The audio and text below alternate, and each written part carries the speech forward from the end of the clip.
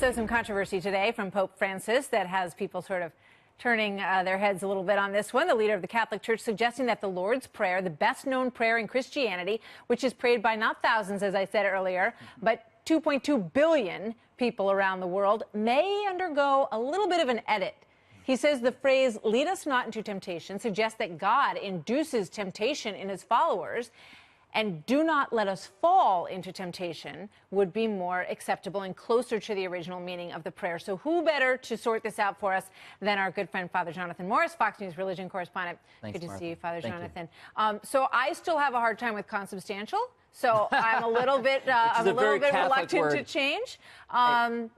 What's the meaning? What he's saying is not, I want to change the words of Jesus. Nobody can change the words of Jesus. Jesus existed. Jesus was a historical figure. He said the words of the Our Father not in English, but in Aramaic. And the best translation we have of the Our Father is the Greek. And then that Greek was translated into so many different languages. And those translations are very different. In English, it says, "lead us not into temptation." But guess what? Jesus didn't speak English. And it's really kind of bad theology, as well as even in the Italian. But, for example, in the Spanish, it says, "no nos dejes caer." In other words, don't let us fall into temptation, if that makes sense. He's saying that the translation isn't very good because God never makes us fall or never leads us into temptation. He actually allows us to be tempted, but we have to make a choice. Does that make sense? I think so. The Pope is obviously from Argentina. So, you know, in his experience, it didn't sound the way it sounds now that he, you know, is dealing with the English language more. I mean, I guess my question is, why did it take so long? If this is wrong, if it doesn't line up with theology, why did it take? Well, think of it. We pray this all the time. 2.2 billion Christians pray this all the time, and we don't think that God is the one forcing us into temptation. We understand that he allows us to be tempted, but I think all evangelicals, Catholics, mainline Protestant Christians would say, God does not lead us into temptation. It's a bad translation, honestly. Go back to the Greek. We don't know exactly what he said in Aramaic in this case, but go back to the Greek, and it's much closer to a lot of translations. That is, don't let us. Well, what about the argument that temptation. everything comes from God, right? So evil whatever comes God. Into your life in different ways was, you know, sort of put there for you to learn a lesson, put there for you. God never does evil. God never does evil. So God doesn't create evil. Evil is the absence of good, actually. Okay, so God creates everything that's good, and he never leads us into temptation, like, you now be tempted. No, he allows us to experience life, and so he when also. is this change happening? When do I have to start changing? You know what? It's already changed in so many languages. So in other words, our experience is like, oh my gosh, that's such a big deal. But in so many languages, it's much closer to. I think it's easier than consubstantial. I think I can make this change more easily. Well, very few Father people Jonathan, know consubstantial, but you do, Martha. Thank you. Thank you so much.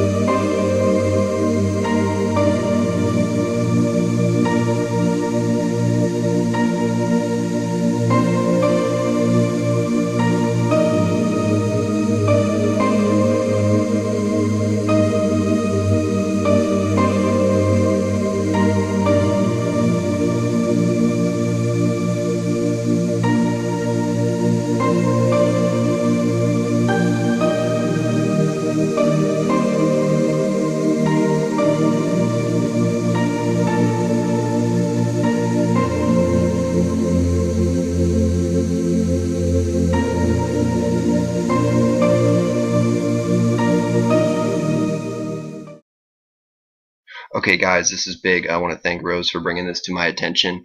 The Pope just gave a speech, and at the end of the speech, he said the Lord's Prayer. What you're going to hear in just a moment is he says, "Our Father who art in," and he kind of stumbles on heaven. You could maybe think that he's trying to say hell, but it's not very clear. But what you'll notice is that he skips over many different words. And what he says, for sure, that I can hear, when he says, "Thy kingdom come, thy will be done on earth as it is in heaven," instead of earth, it really does sound like he says hell. Thy will be done on hell. It's just crazy. You have to listen to it. So listen carefully, rewind if you have to. And what's also interesting to note is the parts that he leaves out. He actually stops saying the prayer, doesn't even attempt to do it, almost as if he is unable to or unwilling to.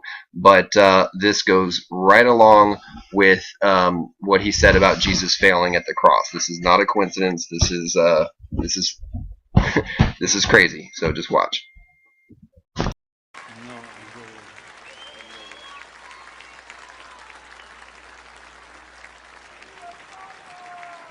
My brothers and sisters in Christ, now let us offer together the prayer our Lord Jesus Christ taught us. Our Father, who art in heaven, hallowed be thy name. Thy kingdom come, thy will be done, on earth as in heaven. Give us this day our daily bread, and forgive us our trespasses, and we forgive those who trespass against us. And lead us not into temptation, but deliver us from evil. The Lord be with you. And with your spirit. May Almighty God bless you all.